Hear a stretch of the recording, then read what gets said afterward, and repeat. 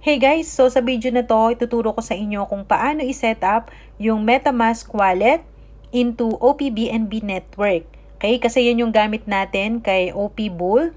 So, ang purpose niyan is para napakamura lang nung gas fee na gagamitin natin kasi kay OP Bull, alam naman natin na BNB itong ma-earn natin. So, syempre, ang BNB ay hamak laki ng value nito versus kay Pol token. So, good news, meron na tayong ways para makapag-earn ng maraming BNB.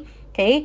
And this time, sinolusyonan yung gas fee kasi alam naman natin na medyo mahal ang gas fee kapag BNB ang pinag-uusapan.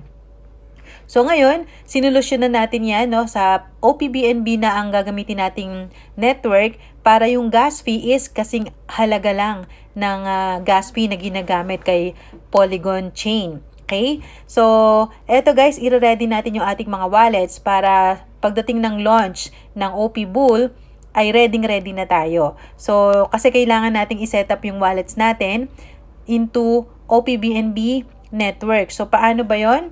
Okay? Kailangan mong palitan yung network na BNB chain. I-click mo lang yan. And then, dito sa options, wala kang makikita na OP-BNB. So, manual natin na isi-set up yan. So, i-click lang natin yung add network. Alright. So, dito din sa mga available na network na to, hindi din nakalagay si OP-BNB. So, ang gagawin natin is, click mo yung custom network. Alright. So, eto guys yung i-fill up natin. So, nilagay ko na dyan sa description. I-copy nyo lang. And i-fill up nyo na yung mga hinihinging details dito.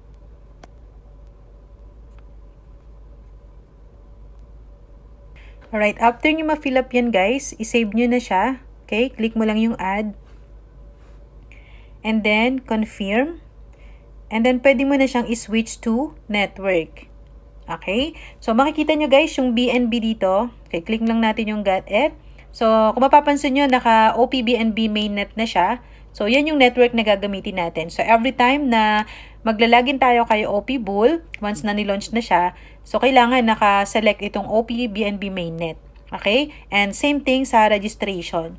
So, next na gagawin natin, dapat meron tayong balance. Kasi hindi siya BNB, no? OP-BNB yung kailangan natin kasi we're using OP-BNB mainnet. So, ang pinaka-easiest way to fund your MetaMask is galing sa inyong mga Binance. So, bibili kayo ng BNB token from your Binance account. Tapos, isend nyo lang siya dito sa MetaMask wallet. Ang gamit na network is OP-BNB. So, I will show you how to do that. Okay? Kopyahin lang natin yung wallet address na yan. Alright? And then let's go to Binance. Okay? So, meron akong Binance balance dito na ready na siya. No? Ready na siya to transfer. Okay? So, kung wala pa kayong BNB dyan, bili lang kayo dito, no? Marami namang tutorials dyan and follow nyo lang kung paano kayo magkaroon ng BNB. Okay? And then, ang gamit natin, hindi yata pwede sa GCash kasi walang OP-BNB network doon. So, dito sa Binance, may OP-BNB network. So, yun yung trick doon guys. Kailangan kasi natin OP-BNB. Okay? So, click natin yung withdraw and then select Binance or BNB. Tapos, send via crypto network. Okay? Now, dito, i-paste natin yung wallet address na kinapi natin. And then, ito na guys, important ito. Kailangan OP-BNB yung isa-select natin. Okay? So, ayan. And then, mag-send tayo ng amounts. So, say for example, 0.05. Okay? This is for demonstration purposes lang naman. So, ayan. Napakaliit lang ng network fee. Okay, 0.00002. Ayan, sobrang liit lang yan. So, let's withdraw.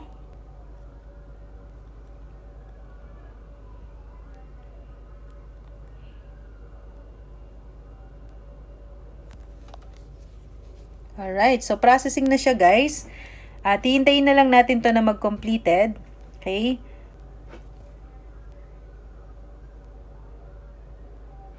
Ayan, hintayin lang natin tong pumasok dito sa ating OP-BNB mainnet sa MetaMask. Alright? Okay. So, ayan guys, pumasok na siya sa ating MetaMask. Napakabilis lang guys, no? At napakamura lang ng fee. So, ito na siya. Meron ako naipasa na 1,659 pesos worth of OPBNB. So, ginamit lang natin yung OPBNB network. So, automatic yun guys. Naka-OPBNB na yung ating balance dito. So, again, iba yung BNB mismo sa OPBNB. Okay? So, ang kailangan natin dito kay OP Ball is OPBNB. But guys hindi siya different BNB pa rin yan. So, iba lang kasi yung network na gamit natin. And hindi kasi mag-a-appear dito yung BNB kapag naka-OPBNB mainnet tayo. Okay? That's the first way para magkaroon ka ng OPBNB. Kailangan mo yan para nakasetup na yung wallet mo at sa launch day, madali ka na makakapag-register. So, napakalaking advantage kapag nauna ka, no? Kapag kasama ka sa top 50, okay? Top 50 registrations. Again, napakalaki ng dividends, 50%. So, kung pinagkaguluhan yung 40% na dividends, how much more dito na 50%? Tapos, BNB pa yung ma-earn natin. So, yung gas fee naman, walang tayong poproblemahin. Kaya nga ito binild sa OPBNB mainnet. That's because of the gas fee. Okay? Sobrang mura lang ng gas fee na babayaran natin. Kasi alam naman natin ang dividends ay ni-withdraw. Okay? So, yung matrix lang yung direct na napupunta sa wallet natin, which is peer-to-peer. Pero yung dividend, kailangan natin siyang i-withdraw. So, ibig sabihin, kailangan natin gumamit ng gas fee. But good news, dahil sa OPBNB tayo, napakaliit lang ng gas fee. Unlike sa BNB Jet before na gas fee pa lang is gumagastos na tayo at saka dun sa BNB Cash. So, dito sinulusyonan na siya. So, that's the main reason kung bakit OPBNB mainnet ang gamit natin. Okay? Next naman na ituturo ko sa inyo guys is kung paano naman tayo magbe-bridge. Kung meron ka nang naka-imbak na BNB dyan sa MetaMask nyo, hindi siya mag-a-appear dito sa OPBNB mainnet. Kailangan mo siyang i-convert into OPBNB. Okay? So, paano gagawin doon? So, pasahan ko muna to ng BNB kasi wala pa siyang balance. So, ganito gagawin natin. I-switch mo muna siya sa BNB network. Okay? So, wala siyang balance no, na BNB dito. So, papasahan ulit natin siya ng BNB. Okay? Ayun. So, pumasok na yung tinransfer natin. So, ito guys is BNB talaga siya. Okay? So, paano ba natin to gagawin into OPBNB? Okay? Kasi ito hindi to mag-a-appear sa OPBNB mainnet. So, silipin natin yung OPBNB mainnet. Meron tayong balance na 1,660. Okay? So, ngayon, ang gagawin natin is yung balance natin sa BNB na nasa BNB chain, ililipat natin sa OPBNB mainnet. Okay? So, ganito ang gagawin guys. Nandiyan na din sa description, nilagay ko na yung link ng pag-bridge. So, yun yung tinatawag natin na bridging. Okay? So, ganito mag-bridging. Okay? Ng BNB para maging OPBNB siya. Okay? Para mag-reflect siya dun sa balance natin sa OPBNB mainnet. So, punta ka lang dito sa browser. Ayan. Dito sa taas, i-paste natin yung kinapi natin na bridging link. Okay?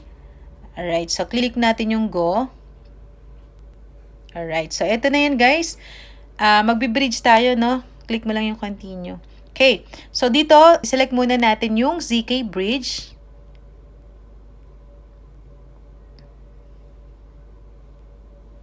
Ayan. So, after that, click natin yung connect. Ko-connect natin yung MetaMask. Okay. Click lang yung connect. And then, click sign. Alright. So, after this, ayan, nakikita natin BNB chain papunta sa OPBNB. Okay? So, yung balance ko na 0.05.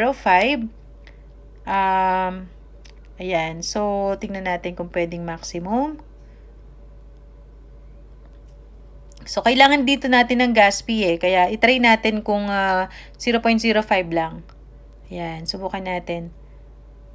So, let's try. Click on transfer. And by the way guys, eto double check nyo kung tama yung wallet address. Yung recipient address. So, OXE4B. Punta ka lang dito sa wallet. And then, OXE4B. Okay, tama siya. So, balik tayo sa browser. And then, click na natin yung transfer. Alright, sabi niya insufficient funds for gas fee. So, since we are doing the bridging, okay, kailangan natin ng gas fee dito at least 0.003. So, ibig sabihin, babawasan natin to. Okay, gawin nating 0.49. Ayan, so I think kakasya na to. So, let's click on transfer. Ayan, confirming na siya guys. Alright, so dito pag kinlik mo, ayan, meron siyang 0.000315. So normally kapag nagbe-bridging kasi tayo, nagbabayad tayo dyan like mababa na yung $10.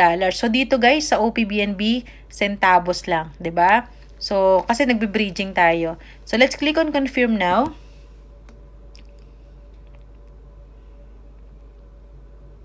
Same thing lang yung gagawin nyo guys ha, pag kumikita na kayo sa OP Bull, okay, naka OPBNB yan. So, same thing lang, ang gagawin lang natin is baligtad lang. Gagawin mo lang is from OPBNB into BNB. Okay, para maging BNB na siya, tapos ano na natin. So, pwede rin naman kahit naka OPBNB yan, pwede nyo i-transfer yan direct papunta sa inyong mga Binance, kasi meron network sa Binance na OPBNB. So, di ko lang sure sa GCash kung merong OPBNB network doon. Okay? So, completed na siya, guys. Okay? Hintayin lang natin mga few minutes na mag-reflect siya dito. So, punta na tayo sa wallet. And then, ayan. So, change natin yung network. Gawin nating OPBNB. So, dito natin tin-transfer, di ba? Okay, so wala pa siya kasi yan naman yung laman niya kanina pa, no? So hintayin pa rin natin. Mga ilang minutes lang yan, magre-reflect na siya, guys. Okay? So kahit completed na siya dito, ayan, punta tayo sa history. Ayan, so sent na daw siya. Okay? Nandito lang yung mga details, no? Tama naman yung details.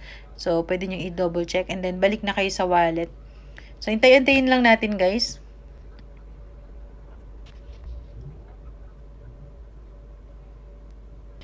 Ayun, so eto na guys, nandito na, nag-reflect na yung tin-transfer natin. So ready na yung wallet na to guys. So ganun lang kasimple, i-ready nyo na rin yung inyong mga wallets, i-follow nyo lang yung tutorials natin.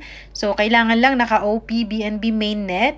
Tapos kung meron na kayong BNB dyan sa inyong mga MetaMask wallet at hindi nyo nakikita dito, ibig sabihin naka-BNB pa yan. Kailangan nyo lang siyang i-bridge papunta sa OPBNB mainnet. So that's how you do it guys. And I'm very excited. I'm sure kayo din super excited na para merry ang ating mga Christmas. Alam nyo yung power of being the first. Kaya naman, dapat mag-join na kayo sa ating Telegram channel kasi doon ko ilalapag yung referral link at doon sa mga top leaders natin. Abangan nyo guys. Ipunin nyo na yung inyong mga leaders kasi tayo ang top dito. Okay? Bago pa man i-post yung referral link sa official GC, I'll make sure na meron na kayo lahat, no, mga top leaders natin kasi sasabog to sa buong mundo guys. And congratulations, be proud kasi tayong mga Pinoy ang nasa top. Alright, so thank you so much again. This is Baby Snow. Happy earnings everyone. Bye-bye.